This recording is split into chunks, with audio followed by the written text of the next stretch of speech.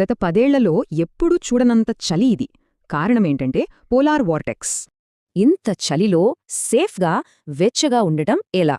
దానికోసం కొన్ని simple tips చూద్దాం. ఈ చలి నుండి మనల్ని కాపాడుకోవడానికి ఒక సేఫ్టీ షీల్డ్ తయారు చేసుకుందాం. దీనికి 3 లేయర్స్ ఉంటాయి. మన షీల్డ్లో మొదటి లేయర్ మనల్ని కాపాడేది, అంటే మనం వేసుకునే బట్టలన్నమాట. ఫ్రాస్ట్ నిప్కి ఫ్రాస్ట్ బైట్కి తేడా తెలుసుకోవాలి. ఫ్రాస్ట్ బైట్ అనిపిస్తే వెంటనే డాక్టర్ దగ్గరికి వెళ్ళాలి. శరీరం మరీ చల్లబడిపోతే హైపోథెర్మియా వస్తుంది. ఈ లక్షణాలు కనిపిస్తే అస్సలు ఆలస్యం చెయ్యొద్దు. ఇక మన షీల్డ్లో రెండవ లేయర్ మన ఇంటిని కాపాడుకోవడం. దానికోసం ఇక్కడో చిన్న పజలుంది. సోడా క్యాన్ ఫ్రీజ్ అయితే ఎలా పేలుతుందో పైపుల్లో నీళ్లు కూడా అంతే. అందుకే నీళ్లు కదులుతూ ఉండాలి. ఇక స్పేస్ హీటర్స్.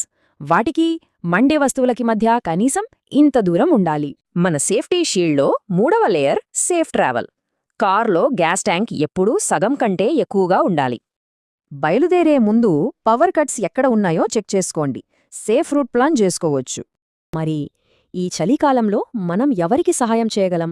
ఒక్కసారి ఆలోచించండి.